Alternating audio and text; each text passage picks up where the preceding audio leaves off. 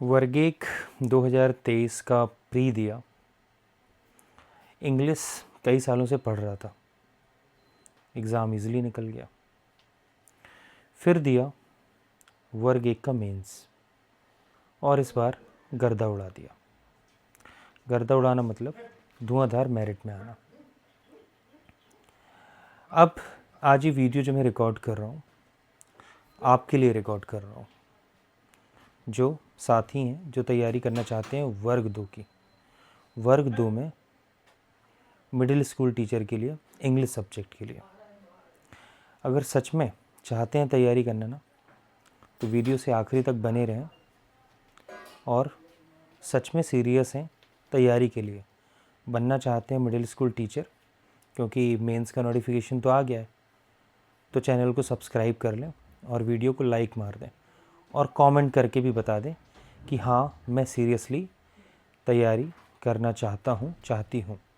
तो उससे मुझे भी पता लगेगा कि हाँ मध्य प्रदेश में इतने लोग हैं जो सच में तैयारी करना चाहते हैं। तो चलिए स्टार्ट करते हैं। तो देखिए, किसी भी एग्ज़ाम के लिए पता है सबसे पहली और ज़रूरी बात क्या होती है? वो होती है कि आपको क्या नहीं करना है। जी हाँ, तो मैं आज आपको 5 ऐसे इम्पॉर्टेंट पॉइंट बताऊंगा जो आपको आपकी प्रिपरेशन के लिए, तो 5 ऐसी चीज़ें बताऊंगा जो अगर आप करेंगे तो ज़रूर सफलता मिलेगी। ठीक है, तो देखिए पहली जो बात है वो है ये कि अंडरस्टैंडिंग द सिलेबस थॉरोली। सबसे पहले आपको पता तो होना चाहिए कि आपको करना क्या है। अगर आपको पता ही नहीं रहेगा कि आपको पढ़ना क्या है, कौन कौन सी चीज़ों को हिट करना है, तो हम भटकते रह जाएंगे। वर्ग एक 2023 में भी यही हुआ कि बहुत सारे लोग कुछ और कर रहे थे, लेकिन जिन्होंने एग्जैक्टली वो काम किया जो रिक्वायर्ड था, जो नेसेसरी था, वो आज मेरिट में आए और मेरिट में आने के बाद आज नौकरी भी कर रहे हैं, पढ़ा भी रहे हैं। और वर्ग एक 2023 बहुत ही रिफाइंड बैच है मध्य प्रदेश एजुकेशन कैडर में, क्योंकि आप जानते ही हैं कि कट ऑफ क्या थी, मेरिट क्या थी। तो मेरे एक्सपीरियंस के हिसाब से देखिए, आप सबसे पहले सिलेबस को अच्छे से समझिए।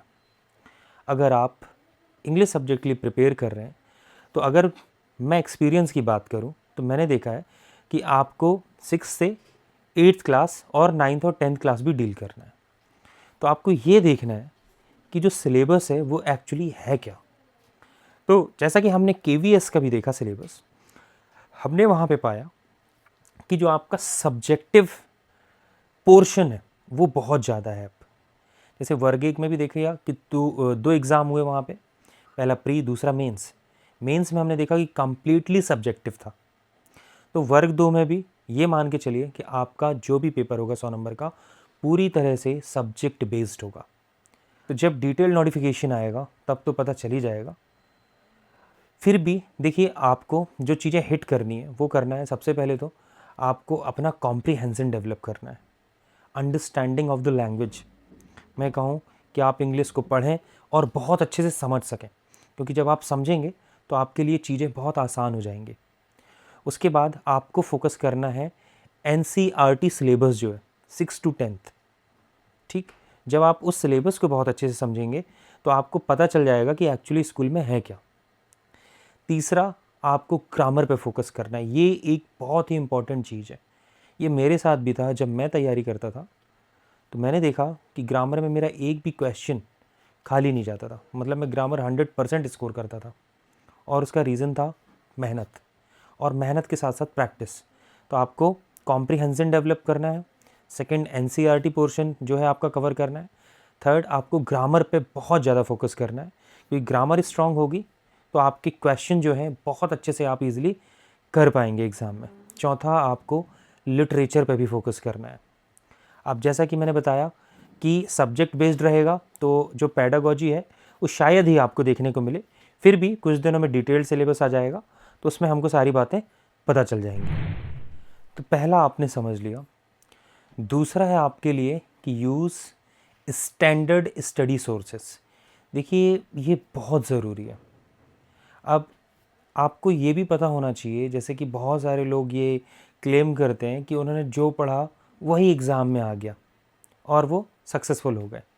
कहीं ना कहीं ये बात सही भी होती है। तो देखिए, आपको स्टैंडर्ड स्टडी सोर्सेस के साथ पढ़ाई करनी होगी, कि जैसे आप अगर एनसीईआरटी पढ़ते हैं 6 टू 10th, तो आपके पास तो बुक्स ईज़िली अवेलेबल हैं। और अगर मैं ग्रामर की बात करूं तो ग्रामर के लिए बहुत अच्छी अच्छी बुक्स हैं, जैसे कि एक रेन एंड मार्टिन बुक है, बहुत शानदार बुक है। लूसेंट की हाई स्कूल इंग्लिश ग्रामर भी है, वो भी बहुत अच्छी है। और जब आप इन सारी भी चीज़ों को बहुत अच्छे से पढ़ते हैं तो आपको बहुत सारी जो चीज़ें हैं वो क्लियर होने लगती हैं धीरे धीरे, और आपको आइडिया लग जाता है कि क्वेश्चन का लेवल क्या हो सकता है और क्वेश्चन कैसे आ सकते हैं। और आपके जो कॉन्सेप्ट्स भी हैं ग्रामर को लेकर, वो कॉन्सेप्ट्स भी क्लियर हो जाते हैं। दूसरा, कि आपको प्रीवियस ईयर के क्वेश्चंस तो अब मिल नहीं सकते हैं क्योंकि ये पहली बार मेंस होने जा रहा है। फिर भी हमें क्या करना है कि जहाँ पर भी, जैसे कि केवीएस का एग्ज़ाम हुआ था लेवल 2 का, यानी कि मिडिल स्कूल का टीजीटी जैसे कि हम बोलते हैं, तो वहाँ पर जैसा भी क्वेश्चन आया था, हम उन क्वेश्चंस को अटेम्प्ट करने की कोशिश करेंगे, उन क्वेश्चंस को समझने की कोशिश करेंगे, उन क्वेश्चंस का लेवल समझने की कोशिश करेंगे कि अगर ग्रामर आई तो ऐसी आई, और अगर लिटरेचर से क्वेश्चंस आए तो कैसे क्वेश्चंस आए, कि क्या ज़्यादा डीप में क्वेश्चंस आए, कि क्वेश्चंस ऊपर ऊपर के आए, आखिर क्वेश्चंस फ्रेम कैसे हुए। तो जब ये सारी चीज़ें आप एक स्टैंडर्ड स्टडी सोर्सेज के थ्रू पढ़ेंगे तो आपको एक बहुत अच्छी अंडरस्टैंडिंग डेवलप होगी और बहुत आपको एग्ज़ाम में हेल्प मिलेगी। तो पहला, understanding the syllabus, and second, useful study sources. अब देखिए, जो तीसरा है वो है you have to develop your study routine. जी, ये बहुत ही ज़्यादा इम्पॉर्टेंट है। कुछ लोगों को मैंने देखा है कि जोश जोश में स्टार्ट करते हैं और फिर कुछ दिनों बाद वो बंद कर देते हैं। नहीं, ऐसे में काम नहीं चलने वाला है। You have to give your best. अगर आप सच में अपने लिए सीरियस हैं तो आपको रेगुलरली पढ़ाई करनी पड़ेगी। तो आपको एक रूटीन सेट करना होगा कि अगर आप दिन में 3 घंटे पढ़ रहे हैं, 4 घंटे पढ़ रहे हैं, तो आपको 1 घंटे एनसीईआरटी के लिए देना होगा, 1 घंटे ग्रामर के लिए देना होगा, और 1 घंटे आपको लिटरेचर के लिए देना होगा। और उसके बाद जो 1 घंटे बचेंगे, थोड़ा सा गैप लेके आपको धीरे धीरे चीज़ों को रिवाइज़ करनी होगी। और जब तक आप एक रूटीन नहीं सेट करेंगे तब तक चीज़ें आपको बिल्कुल भी ईज़ी नहीं होंगी आपके लिए, और आपके लिए जो चीज़ें हैं वो कॉम्प्लिकेटेड होती जाएंगी। तो देखिए, जब हम रूटीन एक सेट करते हैं तो उसका फ़ायदा क्या है, कि मान लीजिए कि किसी क्लास में 10 चैप्टर्स हैं, और जब हमने रूटीन सेट कर लिया कि हमको 1 घंटे एनसीईआरटी के लिए देना है, तो अगर आप एक चैप्टर के लिए 2 दिन लगा रहे हैं या 3 दिन लगा रहे हैं, तो ये मान के चलिए कि अगर 2 दिन लगा रहे हैं तो आपके 10 दिन में 5 चैप्टर हो जाएंगे। तो जब 10 दिन में 5 चैप्टर हो जाएंगे तो आपका एनसीईआरटी, एक क्लास की एक बुक, वो वहाँ पर फिनिश हो जाएगी। वैसे ही ग्रामर के लिए, कि अगर आप एक टॉपिक को 3 दिन या 4 दिन लगा रहे हैं और 20 टॉपिक हैं, तो आप समझ सकते हैं कि 20 टॉपिक को पढ़ने के लिए अगर एक टॉपिक 4 दिन, तो 20 टॉपिक को आप 80 दिनों में पढ़ सकते हैं, या और जल्दी आप उसे कवर कर सकते हैं। इसलिए रूटीन जो है ये बहुत मायने रखता है। तो तीसरा पॉइंट आपने ये समझ लिया। अब चौथा पॉइंट है आपका ये,